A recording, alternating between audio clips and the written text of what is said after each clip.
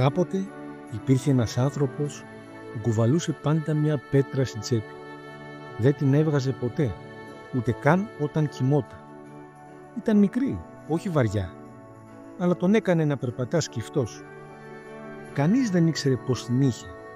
Εκείνος όμως τη θυμόταν κάθε φορά που πήγαινε να κουμπίσει την καρδιά του. Δεν ήξερε πότε την έβαλε εκεί.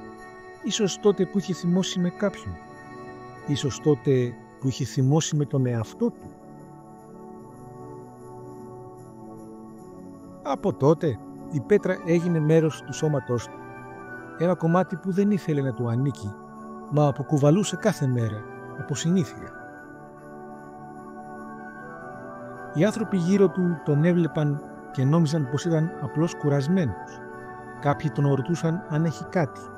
Εκείνος χαμογελούσε αμήχανα και έλεγε πως είναι ο καιρός. Μα μέσα του ήξερε πως δεν έφταιγε ο καιρός. Έφταιγε εκείνη η στιγμή που δεν βρήκε τις σωστές λέξεις. Μια φράση που υπόθηκε άγαρμα. Μια πόρτα που έκλεισε απότομα.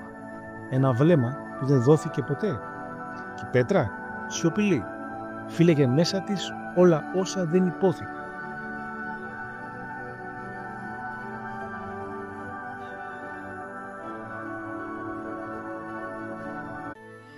Μια μέρα ένας φίλος τον συνάντησε και του ζήτησε να καθίσουν κάτω από ένα δέντρο.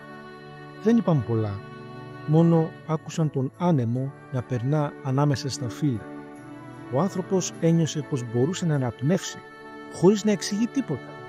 Έβαλε το χέρι στην τσέπη και κράτησε την πέτρα. Ήταν κρύα, μα περίεργα ζωντανή, σαν να περίμενε χρόνια να την προσέξει. Την άφησε για λίγο στο χώμα να ζεσταθεί από τον ήλιο.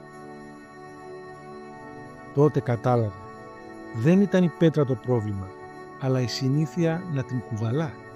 Είχε γίνει το σύμβολο όλων όσων δεν είχε συγχωρέσει.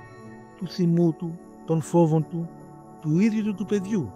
Γιατί χρόνια πριν είχε πει λόγια που δεν ξεχνούνται. Είχε διώξει τον γιο του από το σπίτι και από τότε η σιωπή έπεσε ανάμεσά τους σαν πέτρα. Εκείνο το βράδυ ο άντρας έμεινε μόνος. Πήρε την πέτρα στα χέρια του και την κράτησε ώρα πολύ. Την ένιωσε να βαραίνει, όχι το σώμα, αλλά την ψυχή. Θυμήθηκε τον γιο του μικρό να γελάει, να του δίνει μικρές πέτρες από το ποτάμι, λέγοντάς του πως κάθε μία κρύβει μία ιστορία. Και τότε κατάλαβε.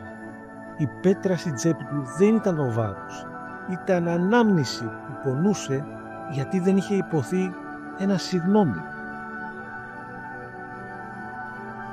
Όταν ξημέρωσε, ο άντρας βγήκε έξω και στάθηκε στο κατόφλι. Κρατούσε την πέτρα στο χέρι του όπως κρατάς κάτι ιερό. Δεν είπε τίποτα, μόνο την άφησε κάτω δίπλα στην πόρτα. Και όταν σήκωσε το βλέμμα, είδε τον γιο του στο δρόμο. Όχι όπως τον θυμόταν, θυμωμένο, αλλά ήρεμο, όριμο. Οι δυο τους κοιτάχτηκαν για λίγο και το φως του ήλιου έπεσε ανάμεσά τους, σαν να έλειωσε το παλιό βάρος. Δεν μίλησαν πολύ, μονάχα κάθισαν κάτω από το ίδιο δέντρο, εκεί όπου κάποτε εκείνος είχε αφήσει την πέτρα να ζεσταθεί. Εκείνη ήταν ακόμα εκεί, μα τώρα έμοιαζε διαφορετική, φωτεινή, σχεδόν διάφανη. Ο πατέρας χαμογέλασε. Ο γιος ακούμπησε το χέρι του πάνω της και οι δύο κατάλαβαν, χωρίς λόγια, πως η συγχώρεση δεν σβήνει το παρελθόν, το μεταμορφώνει. Κάποτε υπήρχε ένας άνθρωπος που κουβαλούσε μία πέτρα στην τσέπη του. Τώρα την κουβαλούσε στην καρδιά του, όχι σαν βάρος, αλλά σαν υπενθύμηση, γιατί τίποτα δεν γιατρεύεται με τη λύθη, μόνο με την αγάπη.